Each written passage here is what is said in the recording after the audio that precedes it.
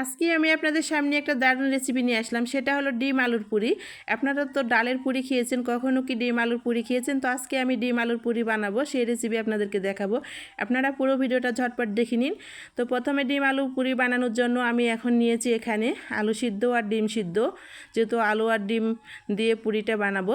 তো এখন আমি আলুগুলো আর ডিমগুলো মেশ করে নেব। তো আলুটা প্রথমে আমি মেশ করে নিলাম, এখন আমি ডিমটাও কিন্তু মেশ করে নেব। তো মেশ করা শুরু করলাম। এ পর্যায়ে কিন্তু ডিম আর আলু দুটোই কিন্তু আমি মেশ করে নিয়েছি।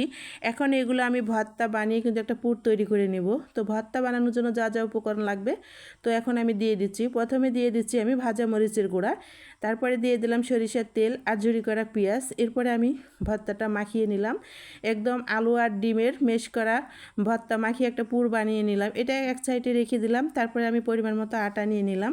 এখন আমি আটাতে উপকরণ দিব। প্রথমে দিয়ে দিচ্ছি আমি লবণ, তো এই যে স্বাদ মতো লবণ দিলাম। এরপরে আমি দিয়ে দিচ্ছি তেল, মানে রান্নার তেল দেওয়ার পরে কিন্তু আমি ভালো করে লবণ আর এই যে তেল আর আটাটা একসঙ্গে মানে মাখিয়ে নিচ্ছি, মেশ করে মাখিয়ে নিলাম। এ পর্যায়ে আমি এখন পানি একটু একটু করে দিয়ে মাখিয়ে একটা ডো তৈরি করে নেব। তারপরে দেখেন একটু উষ্ণ গরম পানি দিয়ে মানে আটাটা এখন মাখানো শুরু করবো। আর এদিকে আটাটা কিন্তু মাখানো শুরু করলাম। তারপরে দেখেন উষ্ণ গরম পানি দিয়ে মাখিয়ে কিন্তু একটা আমি ডো তৈরি করে নিয়েছি পুরির জন্য। এখন আমি এই ডো থেকে কিন্তু এই যে 4 পিস কিন্তু এখন আমি লেচি কেটে নিয়েছি, মানে 4টা আলু পুরি বানাবো সেজন্য।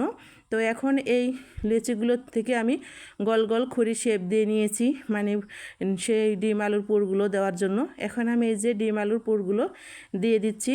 তারপরে দেখেন এই যে যেগুলো খড়ি শেপ দিয়ে নিয়েছি সেগুলোর মাঝখানে কিন্তু দিয়ে দিলাম।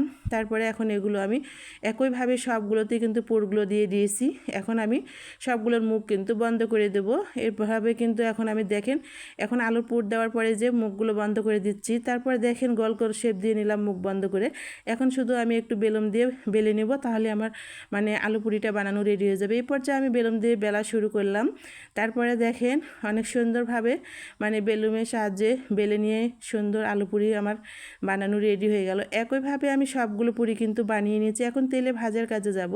তো কড়াইতে কিন্তু আগে থেকে আমি তেল হিট করতে দিয়েছিলাম, তেলটা বেশ হিট হয়ে গিয়েছে। এখন তেলে ছেড়ে দেবো ভাজতে। এ পর্যায়ে দিয়ে দিলাম তেলে ছেড়ে ভাজতে। তো দেখেন যেহেতু বড় বড় করে আমি ডিম আলুর পুরিটা বানাইছি সেজন্য 1 পিস করে আগে ভেজে নিচ্ছি। প্রথমে 1 পিস দিয়েছি ভাজতে। তো এখন এই চারিদিকে ঘোরায় ঘোরায় ভাজবো, তাহলে একদম ফুলে ডাবল হয়ে যাবে। আর চুলার আঁচটা কিন্তু এই পর্যায়ে লো ফ্লেমে আছে। লো ফ্লেমে একদম রাখলে ক্রিস্পিভাবে ভাজা হবে আর অনেক গোল্ডেন হয়ে ভাজা হবে। তো দেখেন আলু পুরিটা এখন তেলে ফুলে ডাবল হয়ে গিয়েছে। আর এখন একটু আমি কালার পছন্দ করে ভেজে নেব। আমার পছন্দের কালার গোল্ডেন করে ভাজা হয়ে গেছে। এখন আমি তেল থেকে ছাঁকিয়ে উঠে নিচ্ছি। দেখেন কত সুন্দর আমার সেই ডিম আলুর পুরিটা একদম তেলে ফুলে ডাবল হয়ে গেছে আর ফুলকো হয়েছে। কত সুন্দরভাবে আমি একটা ভেজে নিলাম। সেম একইভাবে কিন্তু আমি সবগুলো পুরি কিন্তু এই যে ভেজে রেডি করে নিলাম। 4টে পুরি কিন্তু ভেজে নিয়েছি।